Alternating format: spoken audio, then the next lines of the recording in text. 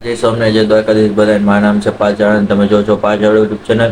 તમે વાગે સવારના 9 ને આપણે નાસ્તો કરવા બેસી ગયા છીએ. તો નાસ્તામાં ભાખરી અને ચા. તો નાસ્તો કરી લઈને પછી આપણે જવાનું કામે. તો 9 થયા. ફટાફટ નાસ્તો કરી લઈને મંદિરે દર્શન કરીને જઈએ. તો પેલા નાસ્તો કરી લઈએ કામે. તો કામ તમને બતાવશું પછી હવે વાત કરશું.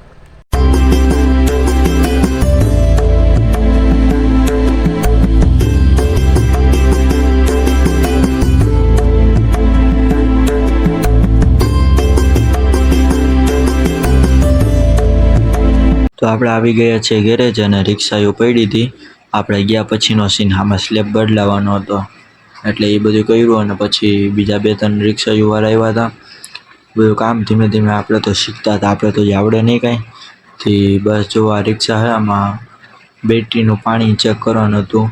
તે બધું કર્યું પછી તો નવરા આપણે બેઠા હતા એટલે એનો વિડીયો ઉતારી લીધો ને પછી આપણે ગયા હતા ઘરે.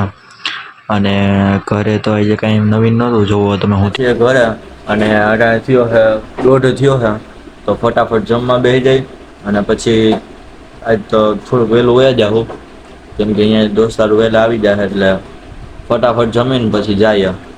તો જમી લે, જમવા પહેલાં બેસી જાય છે. જમવામાં છે રોટલી, બટાટાનું શાક, કેરી, દહીં, સંભારો અને છાશ ને એવું બધું છે. તો જમી લઈ અને જમીને પછી આપણે જાવું થોડીક આરામ કરીને પછી જાવું કામે.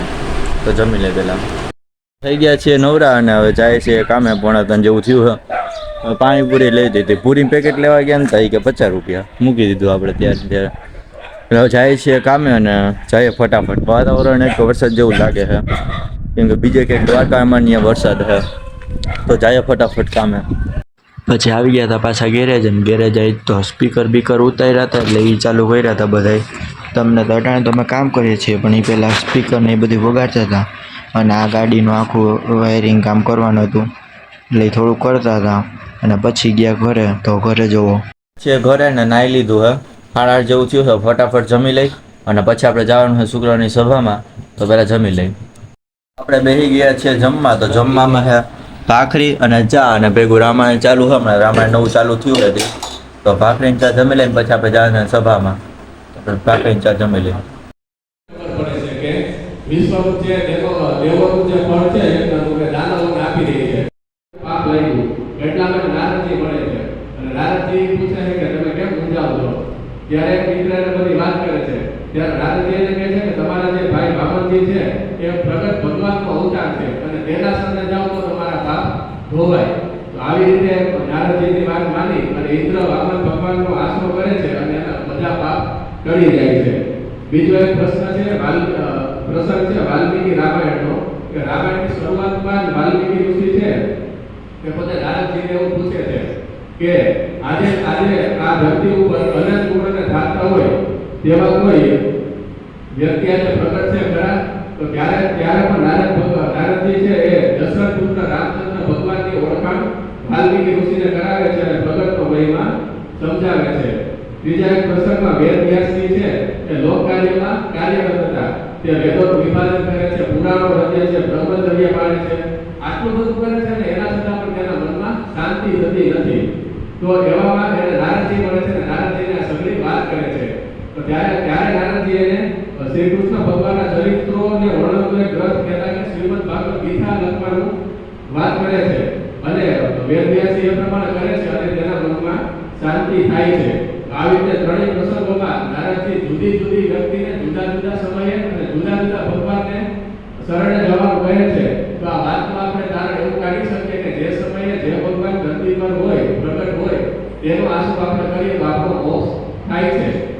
આજથી 2.5 વર્ષ પૂર્વે સ્વામિનારાયણ ભગવાન પ્રગટ થયા અને એ આપણા ઈષ્ટદેવ છે અને એ સ્વામિનારાયણ ભગવાન બ્રહ્મ સ્વરૂપ સંત દ્વારા રહેવાનો આપણને કોલ આપ્યો છે અને આજે બ્રહ્મ સ્વરૂપ પ્રગટ ગુરુ મહંત સ્વામી મહારાજ આ ધરતી પર વિચરણ કરે છે. તો આપણે ભગવાન સ્વામિનારાયણ અને મહંત સ્વામી મહારાજ એનો દ્રઢ આશરો કરવો એવો આના પરથી આપણને તારણ મળે છે. તો આપણે આવો ભગવાન પ્રગટ ભગવાનનો આશરો કરીએ તો બીજા દેવી દેવતાનું કઈ બંધન થતું નથી. એટલે આપણે આદર તો સૌનો કરવાનો છે પણ ખાલી આશરો એકનો કરવાનો છે. એક અંગ્રેજીમાં એક વાક્ય છે કે respect all follow one hate none. કહેતા કે આદર બધાનો કરો પણ અનુસરો એકને અને તિરસ્કાર કોઈનો ન કરવો. આવી રીતે આપણે ભગત ભગવાનનો આશરો કરવાનો છે. જેવી રીતે સૂર્ય છે, સૂર્યનું લક્ષણ શું છે તો કે તેજ, સૂર્યમાં તેજ હોય. પુષ્પનું લક્ષણ શું છે તો કે સુગંધ, કારણ કે પુષ્પ એ સુગંધિત હોય. તો જેવી રીતે ભગવાનના ભક્ત હોય તેને ભગવાનના ભક્ત પ્રત્યે અનંત આશરો હોય, તેમના પણ લક્ષણ હોય ને તો જ એને ભગવાનના ભક્ત કહેવાય. બાકી એ ભક્તિમાં બોલ રહી ગઈ કહેવાય. જો અમુક ભગવાનના ભક્તના લક્ષણ છે તે અહીં આપણે જોઈએ તો પહેલું લક્ષણ છે કે ભગવાનના ભક્તને કોઈનો ભાર કે ભય હોય નહીં. એક વખત ગુજરાતથી એક બ્રાહ્મણ સમાજ ગઈ છે પૂરીને આપણે નીકળી ગયા છીએ. પ્રસાદીમાં રસ હતો અને આપણે કાનમાં એક તો પાણી વહી ગયું છે એટલે કંઈ સરખું સંભળાતું નથી. કે ધૂન પ્રાર્થનામાં આપણે હતા એટલે કે વિડીયો ઉતાર્યો નથી. તો મળી ડાયરેક્ટ ઘરે ને પછી બીજી ઘણી વાત કરીએ. આપણે આવી ગયા છીએ ઘરે અને 11:30 જેવું થયું છે તો લોગ એડિટ થઈ ગયો છે તો ફટાફટ એક્સપોર્ટ ઉપર માં નાખી દઈ.